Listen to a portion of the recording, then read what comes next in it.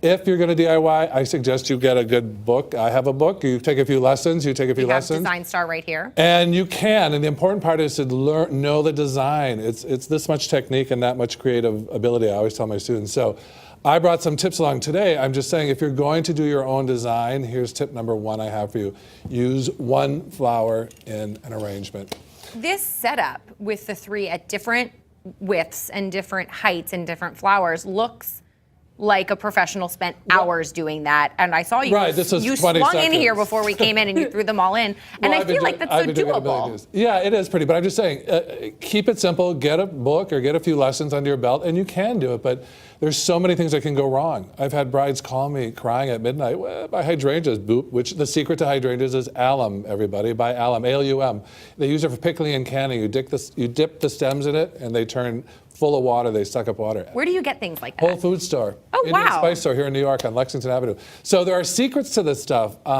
There's a spray that I spray on all my flowers. It seals them in wax. It makes my flowers last weeks that nobody knows about. So I'm just saying, things can go wrong, and on that one day, I don't know if you want to be calling me or your mother crying, saying, if you are going to do DIY, how far ahead can you buy the flowers, and where do you get the flowers? Because I don't feel like I can get these in front of a Grisdides in Here's an inside scoop. All top designers get their flowers on Wednesday. Design them on Wednesday. We don't do our weddings on Saturday. Brides think we're running around like bees. It's all done on Wednesday and Thursday.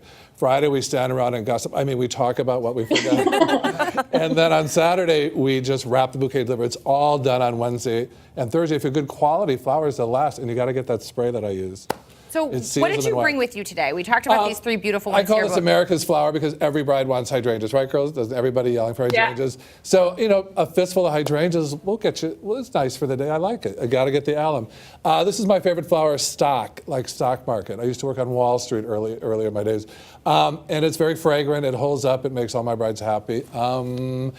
And a classic rose bouquet. It's, you know, with 2 easy lessons, I could teach anyone how to do these things. And then we get a little more complicated blending flowers in, you know, a little bit more. What I love about the one next to you is that the vase is so dramatic. It's so tall. And what is inside of it? You put... Oh, I put branches in there. I put colored wire in there. There's some LED lights in there. Simple, simple tricks. Once you, as I say, once you know a few tricks, you could pull it off. But you really got to know what you're doing going in.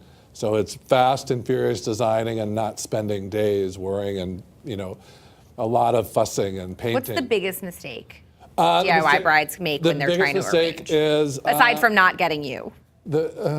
Is when they show me their pictures, the colors don't match any. It's just not what I would do. So coloring. You know, but I wouldn't think to put red, white, and blue together. I would think it would look a little too Americana. This is the 4th of July but you know what? I think it works. It still works. It's on my brain from designing all weekend and 4th of July for parties. Well, the red roses aren't fully red. They're tipped red. And so I think it really works. I wouldn't necessarily put these together on a table unless it was a 4th of July wedding. But coloring is very important. And most girls put a lot of every color in it. If you have a blue dress, I put blue. She's laughing. I put blue and white and a hint of lavender. If you have a green dress, I put green and white and a hint of pink. You know, just hints. And so every bride wants to be sophisticated, chic, beautiful. And usually when I see DIY, it's a blue dress with orange and peach and red and yellow and white all thrown in the bunch.